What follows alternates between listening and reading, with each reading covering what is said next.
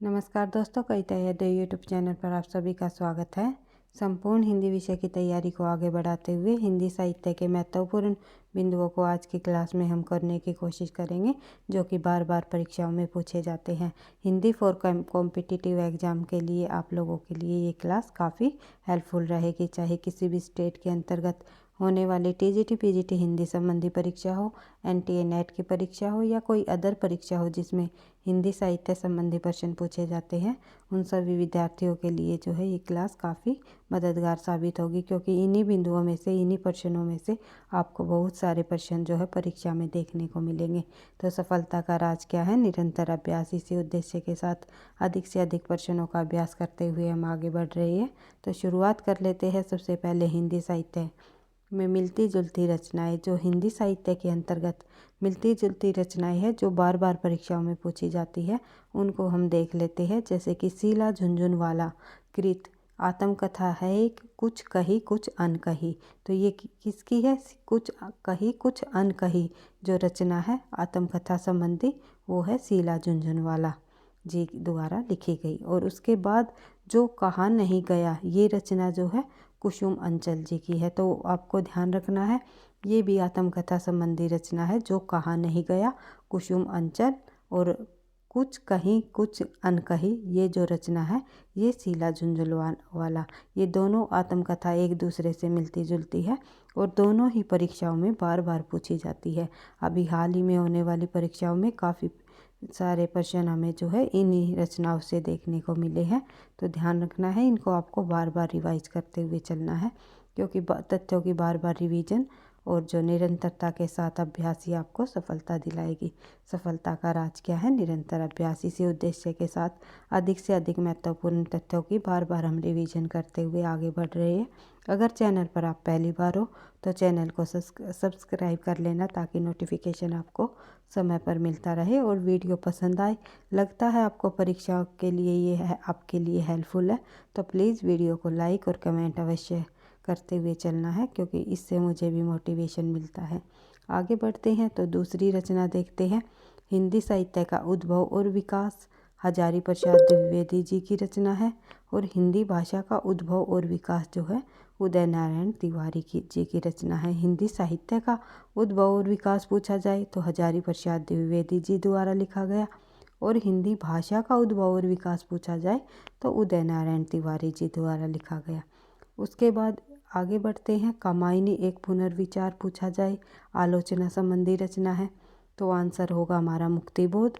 कामायनी एक पुनर्मूल्यांकन पूछ लिया जाए, ये भी आलोचना संबंधी रचना है, तो आंसर हो जाएगा राम स्वरूप चतुर्वेदी। आई होप आपको समझ रहे होंगे। आगे बढ़ते हैं। अगली जो रचनाएं हैं उनको देखते हैं। तो एक पत्नी के नोट्स पूछ लिया जाए तो ममता कालिया, एक पति के नोट्स पूछ लिया जाए तो महेंद्र भल्ला, और पेरिस के नोट पूछा जाए तो राम कुमार वर्मा। एक लव्य के नोट्स पूछा जाए तो फणीश्वर नाथ रेणु जी, एक कस्बे के नोट पूछ लिया जाए तो नलेश रघुवंशी। इस तरह से जो है एक दूसरे से मिलती जुलती जो रचनाएं हैं, इनको आपको बार बार रिवाइज कर लेना है। इन्हीं रचनाओं को परीक्षाओं में पूछा जाता है, तो इसमें आपको कंफ्यूज नहीं होना है किसी भी प्रकार से। तो आगे बढ़ते हैं। तो अगला प्रश्न हम देखते हैं।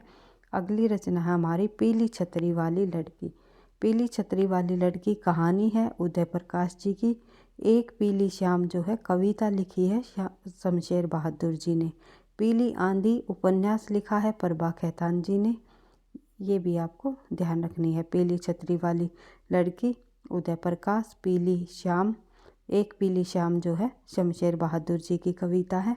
पीली आंधी जो है प्रभा खेतान जी की कविता, प्रभा खेतान जी द्वारा लिखा गया उपन्यास है।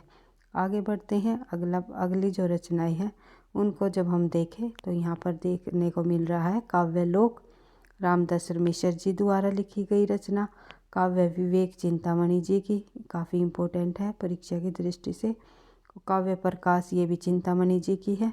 और काव्य सरोज जो है श्रीपति जी द्वारा लिखा गया। काव्य निर्णय भिखारी दास जी द्वारा लिखा गया, जिसमें सर्वांग निरूपण किया है इन्होंने। और काव्य कलाधर जो है रघुनाथ जी द्वारा लिखा गया। काव्य विलास प्रताप शाही जी की रचना है। काव्य विनोद जो है ये भी प्रताप शाही की रचना है। ये दोनों आपको ध्यान रखना है। और काव्य विवेक जो है चिंतामणि जी की है। आगे बढ़ते हैं। काव्य रसायन काफ़ी इम्पोर्टेंट है परीक्षा की दृष्टि से, कई बार परीक्षाओं में पूछा जाता है। तो काव्य रसायन पूछ लिया जाए तो देव कवि की रचना है। और काव्य शब्द रसायन पूछ लिया जाए तो ये भी देव कवि की रचना है। उसके बाद काव्य सिद्धांत पूछा जाए तो सुरीति मिश्र जी की रचना है। इस तरह से जो है आप लोगों ने यहाँ पर काव्य से संबंधित काफ़ी सारी रचनाएं देख ली है। तो इनको आपको रिवाइज कर लेना है ताकि आप परीक्षा में अगर इनमें से कोई भी रचना पूछी जाए तो आसानी से इनका सही आंसर दे सको। जैसे कि काव्यलोक रामदसर मिश्र जी की रचना, काव्य विवेक चिंतामणि, काव्य प्रकाश चिंतामणि, काव्य स्रोत श्रीपति, काव्य निर्णय भिखारी दास जी की है, काव्य कलाधर जो है रघुवर नाथ जी की है, काव्य विलास प्रताप शाही की है, काव्य विनोद प्रताप शाही की है, काव्य रसायन जो है देव कवि द्वारा लिखी गई और शब्द रसायन भी देव कवि जी की रचना है। आगे बढ़ते हैं, अगला पॉइंट देखते हैं। अगली जो हमारी रचना है वो आत्मनेपद, ये रचना जो है निबंध संबंधी रचना है और अज्ञे जी की है। आत्मजयी जो है इनका खंड काव्य है कुंवर नारायण जी का। कविता के नए प्रतिमान जो रचना है वो नामवर सिंह जी की रचना है। और नई कविता के प्रतिमान जो है लक्ष्मीकांत जी की रचना है। ये दोनों कई बार परीक्षाओं में पूछी जाती है। मिलान से भी संबंधित प्रश्न पूछा जाता है इनसे, इन रचनाओं को वहाँ पर दे दिया जाता है, तो इसमें आपको कंफ्यूज नहीं होना है। कविता के नई प्रतिमान पूछा जाए नामवर सिंह जी, और नई कविता के प्रतिमान पूछा जाए तो लक्ष्मीकांत वर्मा जी। उसके बाद आगे बढ़ते हैं। फिर आती है हमारी शब्दानुशासन से संबंधित। तो जो जिसमें अनुशासन शब्द आया हुआ हो तो वे रचनाएं हमारी शब्दानुशासन हेमचंद्र जी द्वारा लिखी गई। इनका ये अपभ्रंश भाषा का व्याकरण है। काव्यानुशासन जो है ये भी हेमचंद्र जी का रचना है। हिंदी शब्दानुशासन नाम से लिखी किशोरीदास वाजपेयी ने। इस तरह से आपको याद रख लेना है। आगे बढ़ते हैं। नए पत्ते सूर्यकांत त्रिपाठी जी द्वारा लिखी गई रचना है। नीम के पत्ते रामधारी सिंह दिनकर जी की रचना है। यही सच है मनु भंडारी जी की रचना है। और यही सच है जो कविता पूछ ली जाए तो मोहनदास नैमिषराय जी की रचना है। यही सच है मनु भंडारी जी का उपन्यास है और यही सच है कविता जो है मोहनदास नैमिषराय जी की है। शकुंतला नाटक लक्ष्मण सिंह जी ने लिखा है और शकुंतला नाटक जो है लल्लू लाल जी द्वारा भी लिखा गया है। आगे बढ़ते हैं। शकुंतला नाटक एक नेवाज जी द्वारा भी लिखा गया है, नेवाज कवि हुए हैं। और रस विलास जो है देव कवि द्वारा लिखा गया है। रस विलास जो है चिंतामणि की भी रचना है। इस प्रकार से आपको ध्यान रखना है। अगर ऑप्शन में किस प्रकार से ऑप्शन दिए हुए हैं तो उस तरह ही आपको प्रश्न का उत्तर देना है। तो देख लेते हैं। रस विलास जो रचना है वो चिंतामणि जी की है। सुजान विलास जो है सोमनाथ जी की रचना है। उसके बाद आगे बढ़ते हैं। सुजान चरित पूछा जाए तो सूदन कवि हुए हैं, रीतिकाल के अंतर्गत ही सूदन कवि की रचना है। और सुजान विनोद बोल दिया जाए तो देव कवि की रचना है। सुजान रसखान जी की रचना है। सुजान सागर आपको पता ही है, सुजान हित और सुजान सागर जो है घनानंद जी की रचना है। सुजान हित प्रबंध जो है ये भी घनानंद जी की रचना है। आगे बढ़ते हैं। फिर है गंगा लहरी से संबंधित रचना। दो है हमारी गंगा लहरी। गंगा लहरी पंडित जगन्नाथ जी द्वारा भी लिखी गई और गंगा लहरी महावीर प्रसाद द्विवेदी जी की भी रचना है। ऑप्शन के अनुसार आपको ध्यान रखना है। आगे बढ़ते हैं। तो अगला प्रश्न है हमारा जगन्नाथ दास जी की रचना गंगा लहरी का अनुवाद है ये। इनकी जो महावीर प्रसाद द्विवेदी जी ने लिखा गंगा लहरी, तो ये जगन्नाथ दास जी की गंगा लहरी का ही इन्होंने अनुवाद किया है। ये संस्कृत के विद्वान रहे हैं। उसके बाद आगे बढ़ते हैं। गंगा लहरी जो है पद्माकर की अंतिम रचना है और गंगा अवतरण जो है जगन्नाथ दास रत्नाकर जी की रचना है। तो ये पंडित जगन्नाथ जो है संस्कृत के लेखक रहे हैं, इन्हीं का अनुवाद किया है महावीर प्रसाद द्विवेदी ने। और गंगा लहरी नाम से लिखी है पद्माकर जी की अंतिम रचना मानी जाती है। रीतिकाल के अंतर्गत आने वाले प्रमुख कवि प्रसिद्ध अंतिम कवि रहे हैं पद्माकर जी रीतिकाल के अंतर्गत। और गंगावतरण जो है ये जगन्नाथ दास रत्नाकर की है। ये जगन्नाथ और ये जगन्नाथ भाई ये अलग अलग है, ये आपको ध्यान रखना है। आगे बढ़ते हैं। अगला प्रश्न है हमारा प्रश्न नंबर जो रचना है, अगली रचना है छाया से संबंधी। छाया नामक जो रचना कहानी लिखी अज्ञे जी ने, छाया एकांकी लिखी सुदर्शन जी ने, और छाया कहानी संग्रह है जयशंकर प्रसाद जी का, जो कि काफ़ी इम्पोर्टेंट है परीक्षा की दृष्टि से। छाया इंद्रजाल प्रतिध्वनि ये जो है कहानी संग्रह जयशंकर प्रसाद जी की है। आगे बढ़ते हैं। इत्तलम जो है उपन्यास लिखा मैत्री पुष्पा जी ने, और इदनमम जो है ये जो काव्य लिखा भवानी प्रसाद मिश्र जी ने। इत्तलम जो है ये रचना लिखी अज्ञे जी द्वारा। उसके बाद जो है सिद्धांत पंचाध्यायी नाम से रचना लिखी नंददास जी ने। सिद्धांत पंचमात्रा नाम से लिखी राघवानंद जी ने। फिर है रेती के फूल रामधारी सिंह दिनकर जी द्वारा लिखी गई। अशोक के फूल हजारी प्रसाद जी द्वारा लिखी गई। हजारी प्रसाद द्विवेदी की प्रसिद्ध रचना रही है अशोक के फूल। कमल के फूल भवानी प्रसाद मिश्र जी द्वारा लिखी गई। उसके बाद आगे बढ़ते हैं। शिरीष के फूल भी हजारी प्रसाद द्विवेदी जी की रचना है।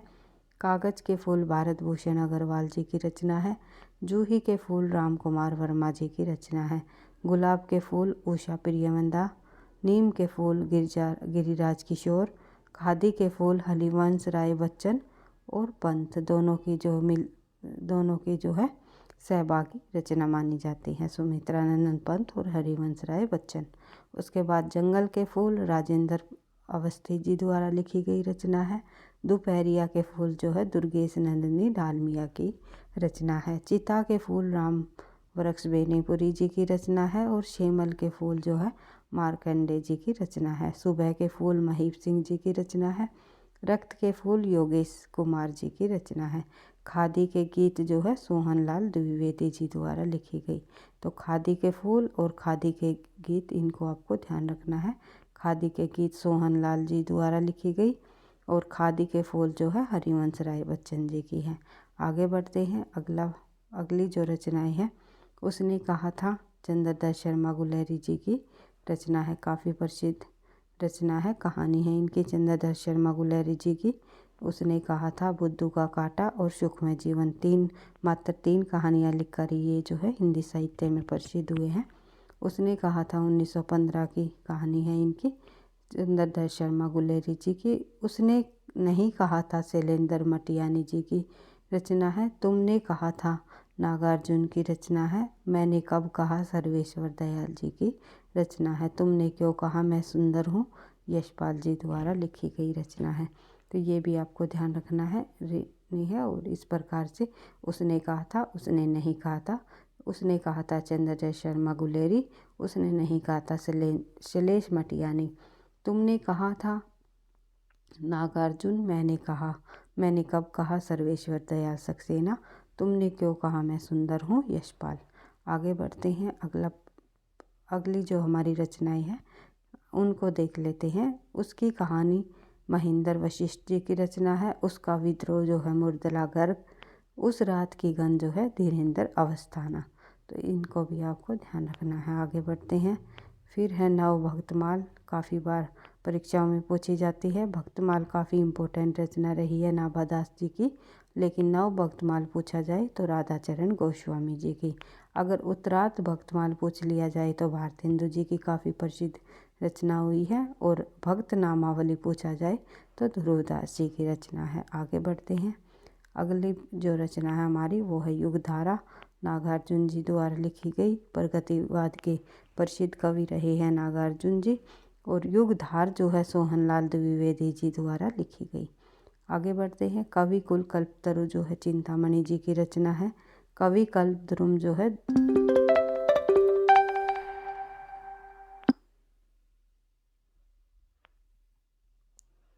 उसके बाद आगे बढ़ते हैं। तो अगली रचनाएं जब हम देखें, कवि कल्पतरु चिंतामणि जी की रचना है। कवि कल्पद्रुम द्विजदेव जी की रचना है। कवि कुल कंठाभरण जो है दुल्लह कवि की रचना है। आगे बढ़ते हैं।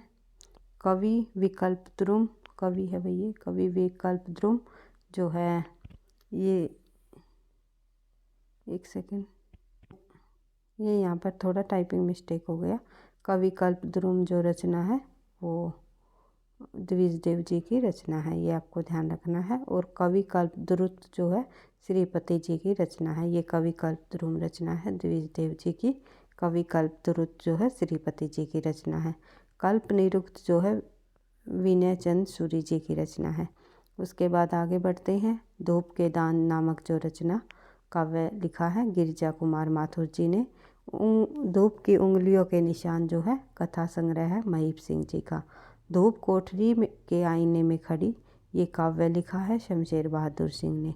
उसके आगे बढ़ते हैं तो सीढ़ियों पर धूप नामक जो काव्य लिखा है रघुवीर साय जी ने। धूप में जगरूप सुंदर, ये त्रिलोचन जी द्वारा लिखा गया काव्य है। साय में धूप गज़ल लिखी है दुष्यंत कुमार जी ने।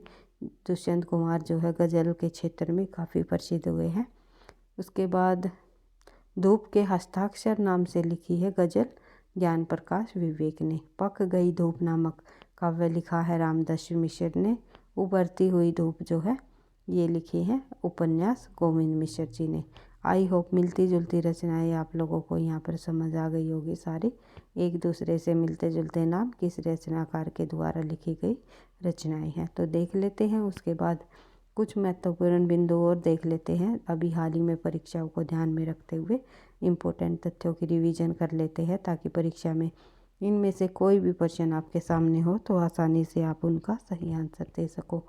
जैसे कि कई बार अपूर्ण रचनाएं भी पूछ ली जाती हैं। हिंदी साहित्य के अंतर्गत आने वाली प्रसिद्ध अपूर्ण रचनाओं को हम देखेंगे।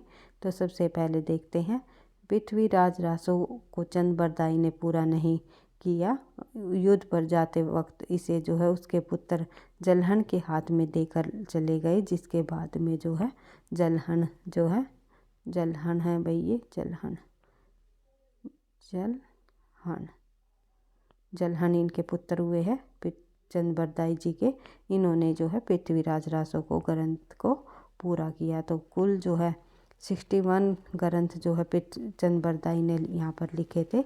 और आगे चलकर जो है उन्होंने जो है 8 ग्रंथ और जो 61 जो है उन्होंने छंद लिखे थे, तो 8 और जोड़ करके उन्होंने जो है इस रचना को पूरा किया। तो जलहन जी द्वारा लिखी गई पूरा किया गया पृथ्वीराज रासो को। तो चंद बरदाई जी के जो ग्रंथ पृथ्वीराज रासो को किसने पूरा किया, कई बार परीक्षाओं में पूछा जाता है, तो उनके पुत्र जलहन ने।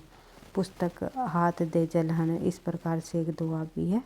तो ये युद्ध में चले गए थे। उसके बाद जो है पौचरी जो रचना है ये शंभू ने पूरा नहीं किया, बल्कि उनके पुत्र त्रिभुवन ने पूरा किया है। उसके बाद एक रचना और है अणुभाष्य, काफ़ी प्रसिद्ध है, वल्लभाचार्य जी की रचना है, जिसे वे भी पूरा नहीं कर पाए। उनके पुत्र विठलनाथ ने इसे पूरा किया। प्रेमचंद जी ने का जो अपूर्ण उपन्यास रहा वो है मंगलसूत्र।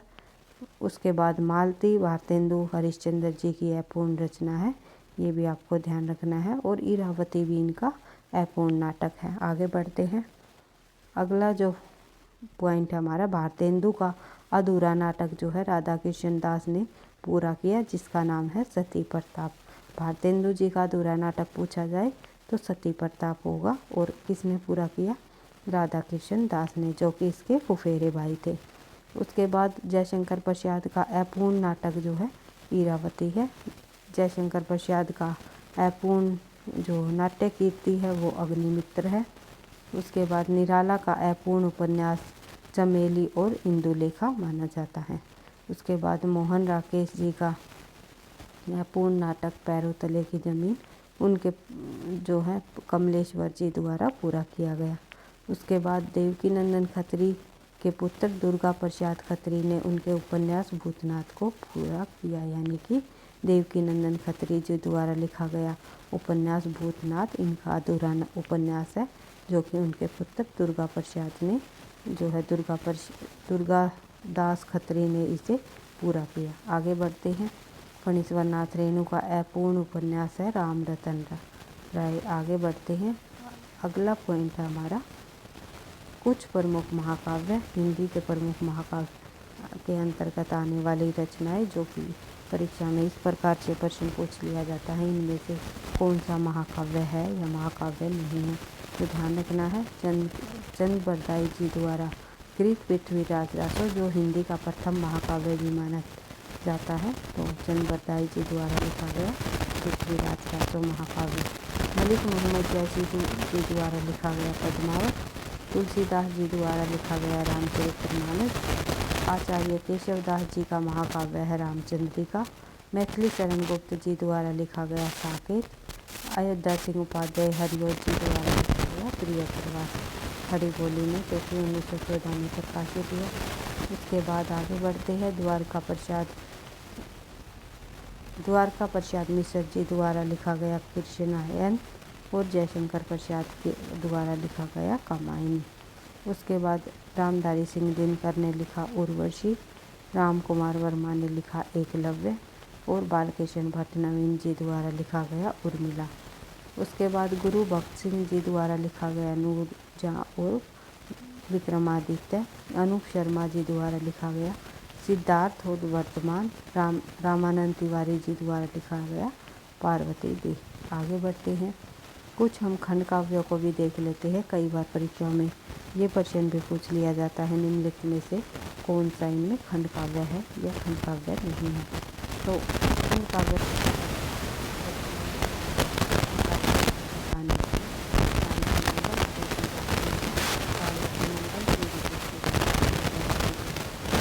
गीत नंदास की रचना है। नंदास की रचना है। नरोत्तम स्वामी जी द्वारा लिखा गया इंद्रावती जो है नूर मोहम्मद की रचना है। मधुमाल जी ने लिखी है